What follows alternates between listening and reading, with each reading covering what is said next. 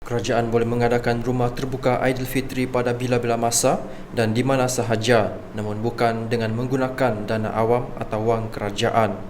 Ahli Parlimen Pasir Gudang Hassan Abdul Karim berkata, keadaan itu juga terpakai jika Perdana Menteri Datuk Seri Anwar Ibrahim mahu menganjurkan rumah terbuka Aidilfitri di 6 negeri yang bakal mengadakan pilihan raya negeri seperti yang dijadualkan. Tak salah jika Perdana Menteri mengadakan rumah terbuka Aidilfitri di Kedah, Terengganu, Kelantan, Pulau Pinang, Negeri Sembilan dan Selangor dengan menggunakan wang PKR, wang Pakatan Harapan atau wang peribadi beliau. Namun ia menjadi kesalahan jika Perdana Menteri menggunakan wang kerajaan pusat atau menteri-menteri besar dari negeri pimpinan PH, wang kerajaan negeri atau wang kerajaan tempatan melalui pihak berkuasa tempatan PBT.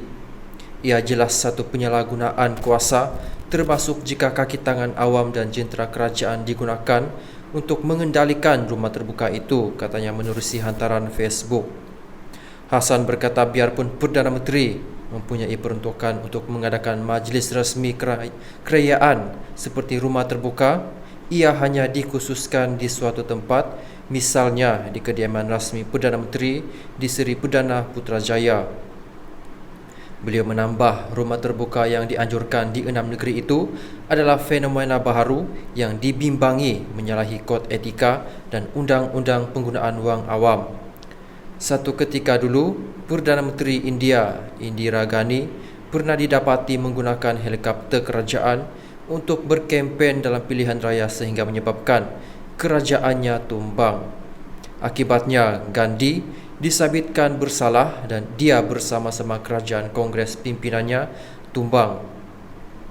Kita tentu tidak ingin melihat Perdana Menteri dan kerajaan madani pimpinannya tumbang gara-gara rumah terbuka Aidilfitri, katanya.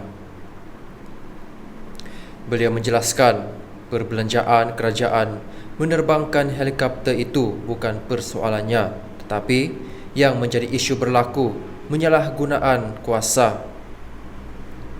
Katanya kerajaan perlu berjimat memandangkan hutang negara ketika ini sudah mencecah 1.5 trilion ringgit, iaitu 80% daripada keluaran dalam negara kasar.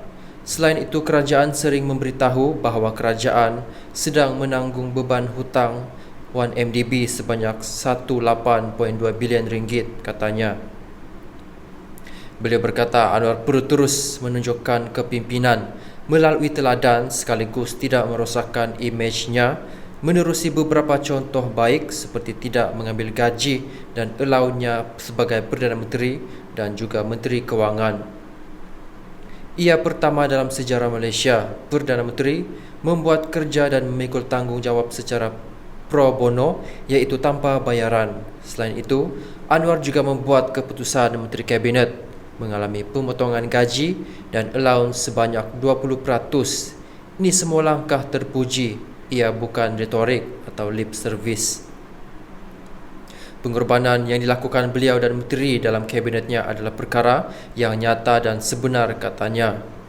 Hassan berkata ramai pihak menyuarakan bantahan berikutan beranggapan perbelanjaan rumah terbuka di 6 negeri itu akan menggunakan wang kerajaan dan secara kebetulan 6 negeri itu bakal berlangsung PRN. Kita syorkan kepada Perdana Menteri untuk mengumumkan yang wang kerajaan tidak digunakan untuk membiayai sirih jelajah rumah terbuka itu. Perdana Menteri kena umumkan bahawa PKR dan PH serta Perdana Menteri secara peribadi akan gunakan wang sendiri. Pada masa sama, 84 ahli parlimen PH dan ratusan ahli Dewan Undangan Negeri PH di seluruh negara perlu dikerah supaya tampil ke hadapan membantu Perdana Menteri untuk menampung kos mengadakan rumah terbuka raya itu, katanya.